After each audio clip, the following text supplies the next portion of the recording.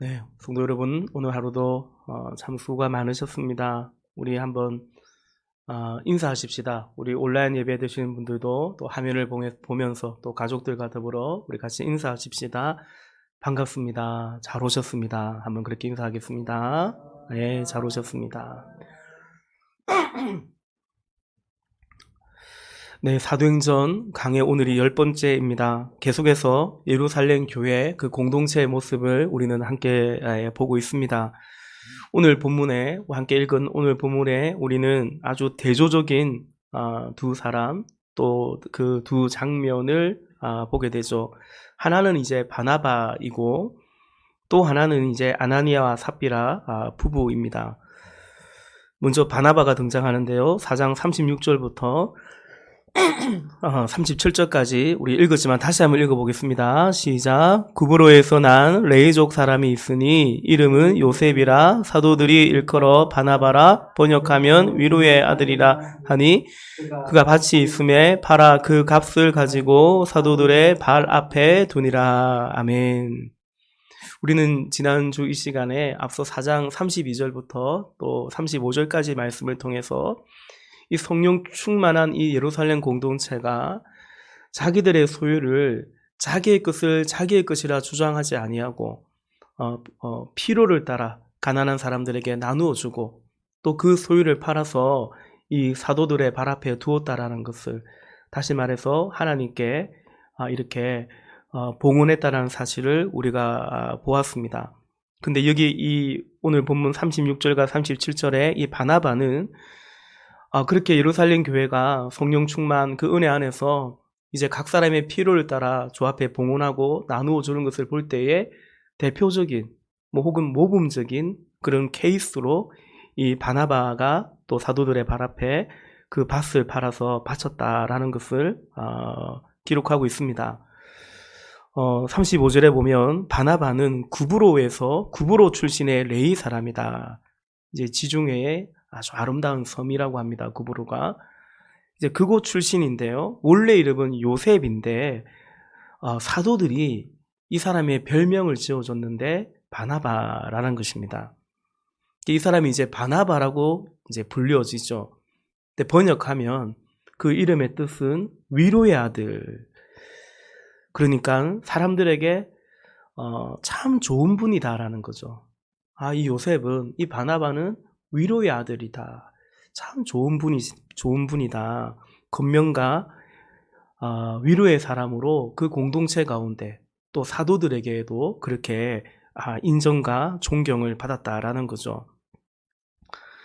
실제로 사도행전을 보면 이 바나바는 사도는 아니지 않습니까? 근데 사도들과 같은 그런 어떤 권위를 그 공동체 안에서 그 권위의 인정을 받는 것을 보게 되고 또 아주 중요한 역할들을 감당하는 그런 위치에 있는 것을 보게 되죠. 예를 들어서요. 사도행전 9장에 보면 9장 26절과 27절 말씀에 보면 사울이 예루살렘에 가서 제자들을 사귀고자 하나 다 두려워하여 그가 제자됨을 믿지 아니하니 바나바가 데리고 사도들에게 가서 그가 길에서 어떻게 주를 보았는지와 주께서 그에게 말씀하신 일과 다메섹에서 그가 어떻게 예수의 이름으로 담대히 말하였는지를 전하니라. 아멘. 이게 무슨 이야기냐면 이 바울이죠. 사울이 교회를 핍박했지 않습니까? 다메섹으로 가다가 이제 그곳에서 우리가 잘 아는 것처럼 사도행전 9장에 성령의 빛 가운데 회심을 하게 되죠. 그리고 이제 다시 이 예루살렘으로 왔는데 제자들이 이제 회심한 이 바울을 제자들이 믿지를 못하는 겁니다. 받아주지를 않는 거죠. 그때 바나바가 27절에 보니까 데리고 사도들에게 갑니다. 마치 보증을 서는 거죠. 내가 증언하는데 내가 이 사람 보증 쓰는데 이 사람이 어떻게 다메섹에서 어떻게 주를 보았고 또 어떻게 예수의 이름으로 이미 다메섹에서부터 전도하고 증거했는지 바나바가 이 사울을 딱 이렇게 변호하고 보증해 주었다라는 거죠. 이에 사도들은 그 바나바를 보고서, 사울이 아닌 바나바를 믿고서 이 바울을 받아주는 것을 보게 됩니다. 사도행전 9장 28절과 29절에 보면 이렇게 기록되고 있죠. 사울이 제자들과 함께 있어 예루살렘에 출입하며, 이제 바나바 때문에 사도들이 이제 이 사울을 받아준 것입니다. 그래서 예루살렘에 함께 출입하며 29절 또 주 예수의 이름으로 담대히 말하고. 그리고 이제 사도행전 앞서 8장에 보면 이제 스데반 집사님의 그 순교 이후로 박해가 점점 가속화될 때에 드디어 이제 이들이 오직 성령이 임하면 너희가 권능을 받고 예루살렘과 온 유대와 사마리아와 땅끝까지 가야 되는데 안 가고 어디 머물러 있었냐면 예루살렘의 유대 지역 정도에 머물고 있는데 이제 이 박해 때문에 드디어 이들이 사마리아까지 흩어져 가게 됩니다. 그 7 집사님 가운데 한 분이 이 빌립 집사님이 이 사마리아 성에서 복음을 전했을 때 사마리아 사람들이 복음을 받아들이고 그 성에 큰 기쁨이 복음으로 말미암아 가득했던 것입니다. 이 소식을 이제 예루살렘 교회가 들은 거예요. 아니, 사마리아 사람들에게도 성령이 임하고 그들이 복음을 받아들였다라는 건가? 근데 누가 전했냐면 빌립 집사가 전했거든요. 그래서 이제 예루살렘에 있는 그 교회가 일종의 진상을 조사하는 그런 차원으로 사마리아에 이제 예루살렘 교회의 대표를 보냅니다. 사도행전 8장 14절을 보면 예루살렘에 있는 사도들이 사마리아도 하나님의 말씀을 받았다 함을 듣고 베드로와 요한을 보내매. 베드로와 요한을 사마리아로 보내어서 그곳에 어떤 일이 지금 일어나고 있는지 확인합니다. 근데 여러분, 베드로와 요한은 명실공히 예루살렘 교회의 지도자 두 사도였으니까요. 그런데 나중에 사도행전 11장에 가보면요, 이제 사마리아보다 더더욱 이방 지역이라고 할 수 있는 또 안디옥에, 그때 역시 사실은 시즌은 비슷해요. 그 스데반 집사님의 그 순교 이후로 헤롯의 핍박이 가속화될 때 빌립 집사님은 사마리아로 갔고 또 어떤 사람들은 이 안디옥에까지 이르러서 복음을 또 전하게 됩니다. 그렇게 이제 안디옥에도 복음이 전해지게 될 때에 예루살렘 교회가 다시 이제 안디옥에 일종의 진상조사단 같은 대표를 보내는데 이번에는 베드로나 요한 같은 그런 사도가 아니라 누구를 보내었냐면 바나바를 보낸 것을 보게 됩니다. 그 예루살렘 공동체의 대표로서 이 바나바를 안디옥에 보내게 되죠. 사도행전 11장 22절 말씀에 보면 예루살렘 교회가 이 사람들의 소문을 듣고 바나바를 안디옥까지 보내니. 여러분, 이처럼 바나바는 사도들로부터 절대적인 신임을 받았고요. 또 예루살렘 공동체 안에서 인정받고 그 공동체 안에서 지도자로 리더십으로 그렇게 세워졌다라는 거죠. 그런데 여러분, 이 예루살렘 교회 안에 바나바가 그렇게 주목을 받고 사도들로부터 오늘날 따지면 이제 교회 목사님으로부터 그렇게 인정을 받고 그것을 목격한 사람 중에 오늘 본문 5장에 이 아나니아와 삽비라 부부가 있었던 것입니다. 이들은 교회 밖에 있는 사람이 아니고 교회 안에 들어와 있는 사람이죠. 이들은 바나바가 그렇게 인정받고 존경받는 그것이 참 부러웠던 거죠. 근데 더 나아가서 나도 저렇게 인정받으면 좋겠다. 나도 저렇게 사람들에게 주목도 받고 저런 리더의 지도자의 자리에 올라가면 꼭 사도들의 반열에 오른 것처럼 나도 좀 그랬으면 좋겠다라는 그런 욕심이 담심이 생겼던 거예요. 그게 명예의 욕구라고 할 수 있죠. 인정받고자 하는, 존경받고자 하는 그런 욕구인 거죠. 그래서 이들이 생각을 하는 거죠. 바나바가 어떻게 해서 저렇게 인정을 받게 되지? 사도들이 저렇게 바나바를 인정해 주지? 요셉인데 원래 이름은 바나바라고 위로의 아들이라고 저렇게 해주지라고 생각했을 때, 바나바가 밭을 팔았잖아요. 밭을 팔아서 사도들에게 바쳤기 때문에 그래서 인정을 받는구나라고, 그게 다는 아니라고 생각을 했을 것 같긴 하지만 어쨌든 그게 아주 핵심이었구나라고 이들이 생각을 했던 것입니다. 사도행전 5장 1절과 2절을 우리 같이 한번 읽어볼까요? 5장 1절과 2절입니다. 시작. 아나니아라는 사람이 그의 아내 삽비라로 소유를 팔아 그 값에서 얼마를 감추매 그 아내도 알더라. 얼마만 가져다가 사도들의 발 앞에 두니. 아멘. 이들이 이제 밭을 팔아요. 바나바의 행위를 따라하고 어느 정도 흉내를 내어보는데, 근데 그 어떤 중심이 전혀 다른 거죠.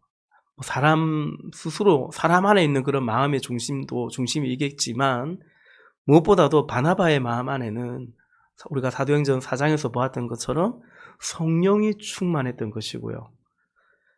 여기 아나니아 또 삽비라 이 사람들의 마음은 그렇지가 않았던 것입니다. 5장 3절에 보면 베드로가 이르되 아나니아야 어찌하여 사탄이 네 마음에 가득하여 네가 성령을 속이고 땅값 얼마를 감추었느냐. 바나바가 성령이 충만하였다고 한다면 아나니아는 삽비라는 그 마음에 사탄이 가득했다. 그래서 오히려 성령을 속이려고 했다라는 것입니다. 이 사람들의 어떤 인격이나 됨됨이도 문제가 있겠지만 그 이전에 바나바는 성령에 사로잡혀 있었고 아나니아와 삽비라는 전혀 그렇지가 않았던 거죠. 오늘 본문에 성령께서 베드로를 감동하셔서 이제 이 아나니아와 삽비라 이 두 사람 안에 있는 탐심을 분별하게 합니다. 다시 말해서 그들이 탐심으로서 주의 교회를 마치 그 복음서에 놓는 강도의 소굴처럼 만민의 기도하는 집이 되어야 되는데, 근데 이 구약 성서에서도 또 예수님이 이 땅에 오셨을 때도 사람들이 탐욕이 가득한 강도의 소굴같이 되어 있었단 말입니다. 근데 또 오순절에 성령이 임하고 주의 교회가 이 땅에 태동한 지가 얼마나 되었다고 다시 사단이 인간을 충동질하고 다시 하나님의 주님의 교회가 아닌 사람의 장사치들의 그런 탐심의 어떤 그런 성전이 되려고 하는 그 시도를 성령께서 베드로를 감동하셔서 그것을 간파하게 하시고, 그래서 그 시도를 차단하는 것을 우리가 보게 되죠. 4절입니다. 땅이 그대로 있을 때에는 네 땅이 아니며 판 후에도 네 마음대로 할 수가 없더냐. 어찌하여 이 일을 네 마음에 두었느냐. 사람에게 거짓말한 것이 아니요 하나님께로로다. 아멘. 여러분, 이 아나니아 삽비라 부부가 또 그 이전에 바나바도 마찬가지고요. 밭을 팔아서 바치는 것은 교회나 혹은 사도들이 명한 것이 아닙니다. 요구한 것이 아니었습니다. 어디까지나 이들의 자유입니다. 또 팔아서 바칠 때에도 전부를 다 바쳐야 되는 법이 없습니다. 그 중에 일부만 바쳐도 전혀 문제되지 않습니다. 문제는 다라고 속이는 거죠. 그런데 이들이 이런 생각과 마음을 가진 것입니다. 어찌하여 네 마음에 그런 마음을 가졌느냐. 그러니까 다분히 의도적이고 계획적이었다는 거죠. 그것은 다만 사람을 속인 게 아니고 사람에게 거짓말을 한 것이 아니고 하나님을 속인 것이라고 분명히 증거합니다. 그리고 5절에 보면요, 놀랍게도 하나님은 아나니아를 죽음으로써 심판하는 것을 보게 되죠. 5절입니다. 아나니아가 이 말을 듣고 엎드러져 혼이 떠나니 이 일을 듣는 사람이 다 크게 두려워하더라. 그렇게 아나니아가 팍 고마 죽어버립니다. 그리고 이제 이 젊은 사람들이 그를 메고 가서 장사하게 되죠.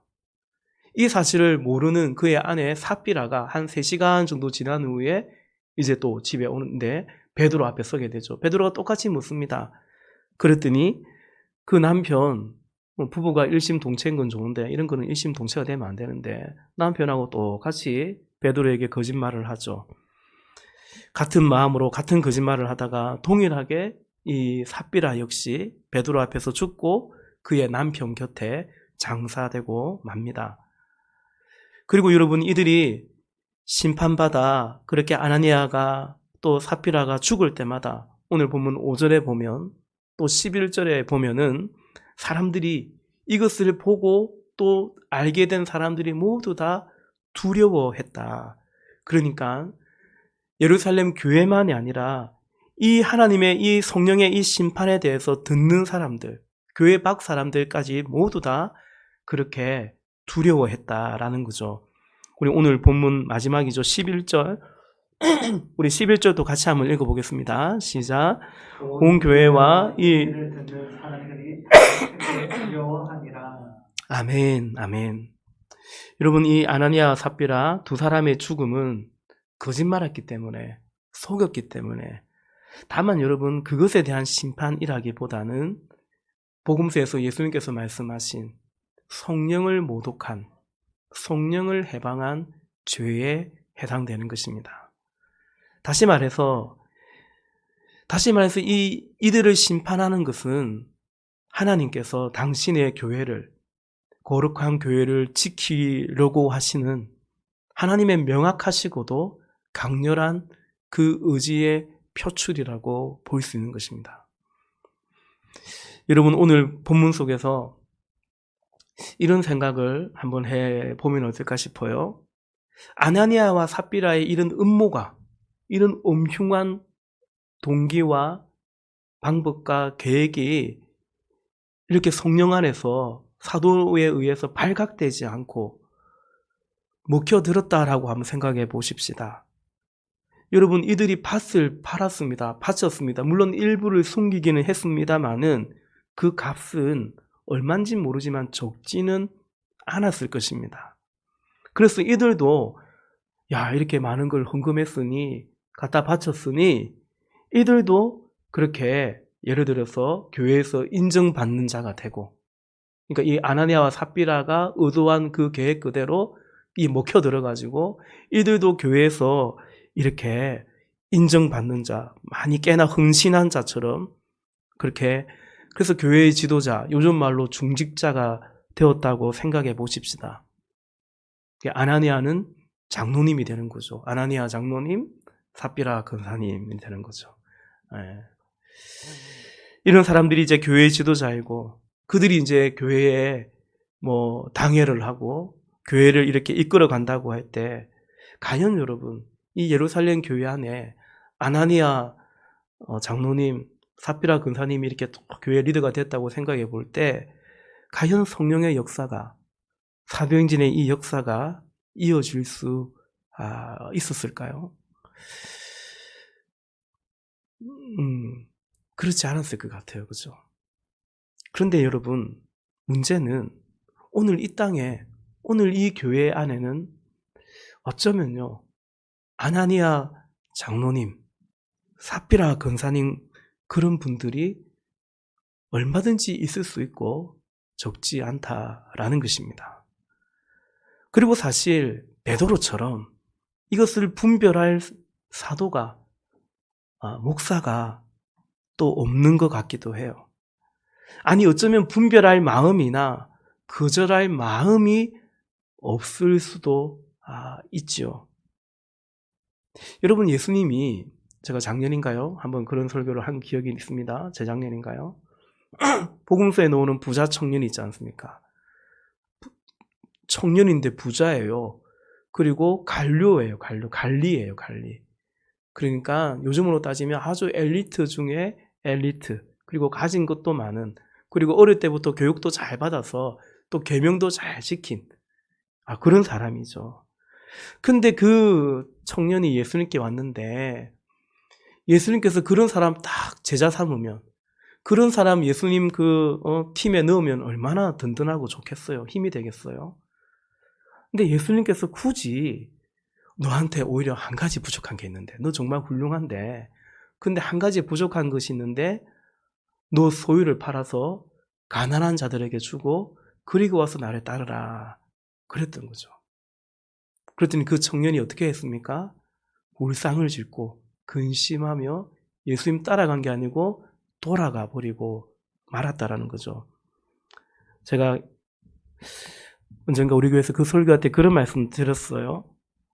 예수님이 오늘날로 따지면 참 무능한 목사라고요. 아니 그런 사람이 교회를 찾아왔는데 바로 일꾼도 될 수 있고 힘이 될 수 있고 그렇지 않아요? 근데 굳이 꼭 그런 말을 해가지고 그 사람 놓치냐 이거예요. 참 무능한 목회자라고 볼 수 있는 거죠. 근데 여러분 누가복음인가요? 보면 예수께서 그를 사랑하사라고 분명히 적혀 있어요. 여러분 그 사람이 예수님께서 뭘 물어봤냐면 어떻게 해야 영생을 얻겠습니까? 라고 물어본 거예요. 예수님은 그 한 가지가 영생과 직결된다고 본 거죠. 그래야면 너에게 하늘에서 보화가 있을 거라고 했거든요. 여러분 하늘의 보화가 뭡니까? 영원한 생명이죠. 그러니까 한 가지 부족한 거지만 꼭 굳이 사람이 부족한 점이 없는 사람 어디 있어요? 약점이 없는 사람이 어디 있어요? 어떻게 완벽해요? 근데 그게 아니었던 거죠. 그의 중심이었던 거죠.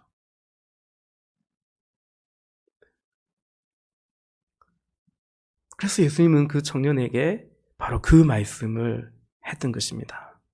오늘 본문도 비록 전부는 아니어도 밭을 팔아서 꽤나 흥금한 이 아나니아를 좀 품어주면서 좀 약간은 좀 구슬러 가면서 교회 안에 어쩌든지 교회 안에 붙들어 놔야 되는데 너 안에 사단이 가득하다고 하면서 이 사단을 만들어내는 거죠. 그래서 막 죽고 막 베드로 역시 오늘날로 따지면 좀 어리숙한 그런 지도자, 목사가 아닐지 모르겠습니다. 그렇습니다, 여러분. 오늘 예수님처럼 베드로처럼 그렇게 그러지 않고 오늘 유능한 목사님들이 부자 청년도 아나니아도 교회 안에 잘 붙들어 놓고 잘 받들어 주고 계셔서 오늘날 교회가 이렇게 성장을 한 것 같습니다. 그들이 있음으로 말미암아 그들이 가지고 온 그것들이 있음으로 말미암아 교회가 얻은 게 참 많은 것 같습니다. 그러나 여러분 대신에 상실한 것이 있죠. 잃어버린 것이 있단 말입니다. 무엇을 잃어버렸냐면 오늘 본문에 등장하는 이 두려움이죠. 두려움 말이죠. 하나님에 대한 경외함과 두려움입니다. 사람도 물질도 놓치지 않고 얼마나 대형 교회도 많고 그렇습니까? 그런데 거룩함을 두려움을 잃고 말았습니다. 여러분 11절 말씀처럼 이 일은 아나니아와 삽비라에 대한 이 성령의 심판은 사도를 통한 이 심판은 교회 안에서 그리고 교회 밖에서도 하나님에 대한 경외적 두려움이 되었습니다. 그리고 11절 이하로 쭉 읽어보면 우리가 다음 주에 보게 될 것 같아요. 그로 인해서 이 사건으로 인해서 많은 영혼이 또 주께로 돌아왔다라고 기록하고 있죠. 5장 13절을 보면 13절에 보면 그 나머지는 감히 그들과 상종하는 사람이 없으나 백성이 칭송하더라. 믿고 주께로 나오는 자가 더 많으니 남녀의 큰 무리더라. 아멘. 여러분 코로나로 인해서 특히 요즘 교회나 이렇게 또 선교단체나 비방을 많이 받고 있습니다. 교회가 욕먹고 있는 것은 다시 말해서 하나님의 이름이 그렇게 모욕을 받고 있는 거죠. 얼마나 함부로 말하는지요. 댓글들을 읽을 수가 없어요. 그런 댓글들은 그야말로 하나님을 두려워하지 않는 거죠. 그런데 여러분 정말 중요한 것은 그 세상이 아니라 교회가 하나님을 두려워해야 된다는 것입니다. 교회가 믿는 우리가 하나님을 두려워해야 그러니까 이런 아나니아나 삽비라가 교회 안에서 세움을 받는 게 아니라 교회 안에서 걸러져야만이, 그래야 세상이, 안 믿는 사람들이 하나님을 두려워하지 않을까, 교회를 좀 두려워하지 않을까, 차마 상종하지 않든지 아니면 따르든지. 사도행전 5장에 그런 역사가 나타났다고 좀 전에 제가 읽었지 않습니까? 여러분, 오늘날 세상이, 우리 이웃들이 교회를 보면서 혹은 교회 크리스찬인, 교회에서 예배하는 우리들을 보면서 저 교회 밖 사람들이, 야, 저 사람들은 진짜 하나님을 두려워하는 것 같아, 하나님을 두려워하는 사람들이야, 그렇게 생각을 할까요? 여러분의 직장 동료가, 여러분의 친구가, 혹은 가족 친지가 여러분을 보면서, 야, 저 사람은, 나는 비록 하나님을 믿지 않지만 저 사람은 하나님을 믿고 하나님을 두려워하는 사람이야, 그렇게 생각을 하는 것 같습니까? 아니, 여러분, 우리 스스로, 그러니까 이른바 교인들이, 신자들이 오늘날 교회를 그렇게 생각할까요? 교회는 거룩한 공동체야, 여기는 세상이 아니야. 그래서 이 교회에 대한 그런 어떤 경외, 하나님을 경외하기 때문에 그런 경외심, 그런 두려운 마음이 오늘 신자들 안에 있을까요? 거룩한 공교회다, 주님의 몸된 교회다. 그러므로 여러분, 분명한 것은 교회가, 우리가 하나님을 두려워해야 교회 밖 세상이 하나님을 두려워할 것입니다. 여러분, 오늘 이 아나니아 부부 조금 더 보면요, 이들이 얼마나 잘못되었는가. 첫째는요, 이들이 방향이 틀렸습니다. 지금 이들이 원하는 게 뭡니까? 자기가 중심이 되겠다라는 거죠. 나는 바나바보다 내가 더 중심에, 내가 더 높은 자리 차지할 거야, 그 마음이거든요. 바나바가 사도들에게 인정을 받았는데, 아니야, 내가 더 인정받아야 돼, 내가 더 존경받아야 돼, 세상에서도 그렇고 교회에서도 난 그래야 돼, 그런 마음이었던 거죠. 그런 마음으로 지금 이들이 이 행동을 한 것입니다. 여러분, 우리가 그런 마음으로 교회 생활을 하거나 그런 마음으로 어떤 직분을 탐내거나 그러면 안 되겠죠. 그건 세상이죠. 예수님도 제자들이, 그죠? 예수님 이제 곧 십자가 지셔야 될 터인데 그 시점에도 여전히 제자들이 누가 크냐 이런 논쟁하고 있었거든요. 예수님 뭐라고 말씀하십니까? 세상 이야기를 해요.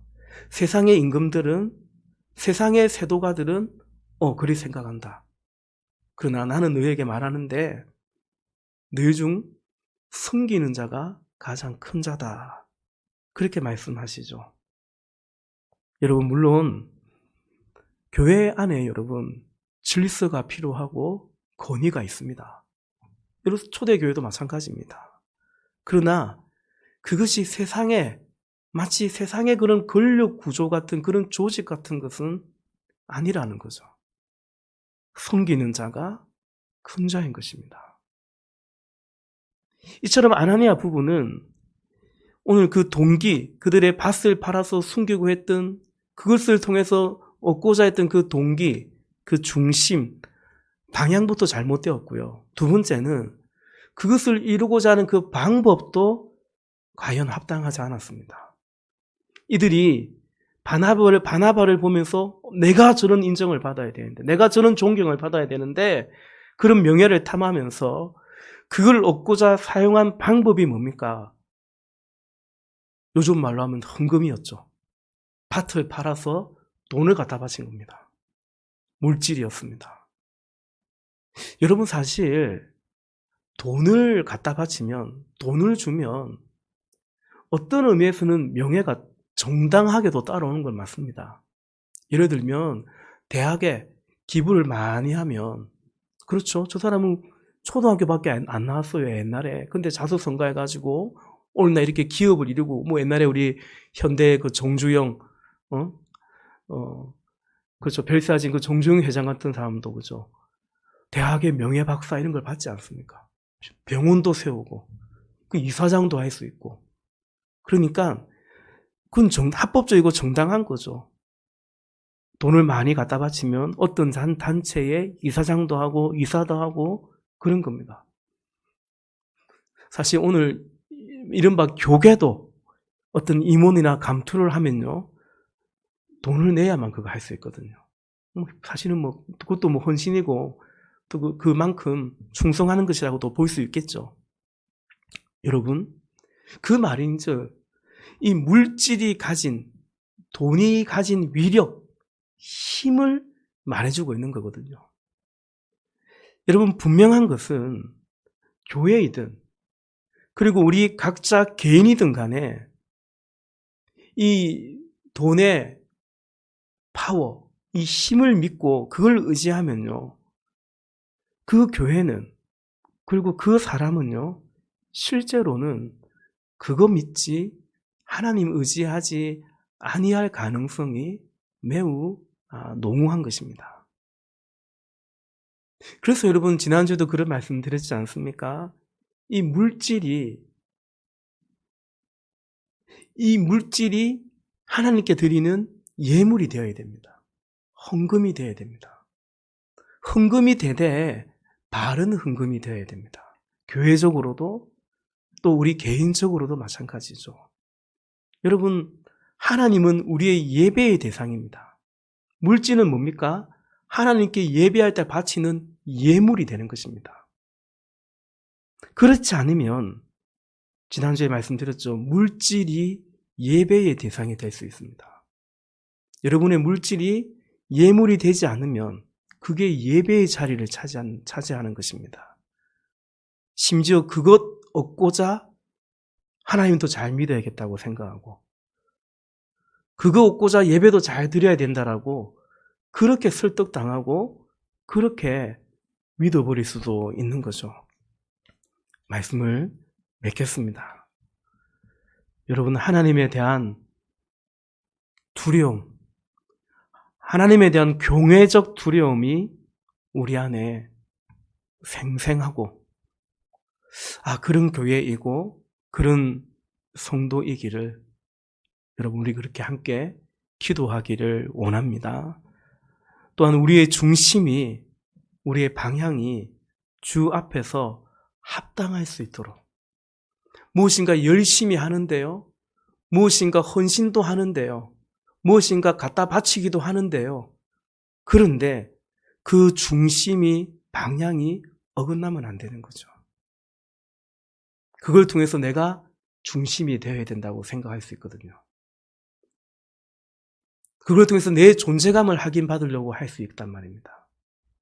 그러지 않기를 몸부림치면서 뿐만 아니라 중심과 동기와 방향도 합당해야 되겠지만 그것을 해나가는 우리의 방법도 주님 안에서 어긋나지 않기를 바라면서, 좀 부정적인 얘기라서 죄송하지만 본문이 그러니까요, 아나니아는 둘 다 틀렸거든요. 중심도 방향도 목적도 잘못되었고 그것을 이루고자 하는 방법도 그야말로 세상 것이었죠. 사단이 네 마음에 가득했다라고 베드로가 책망하는 것처럼, 그러므로 여러분, 우리가 중심도 주님 앞에 합당하기를, 또 방법도 주님 안에서 어긋나지 않기를 바라면서 우리가 그렇게 기도할 수 있기를 원합니다.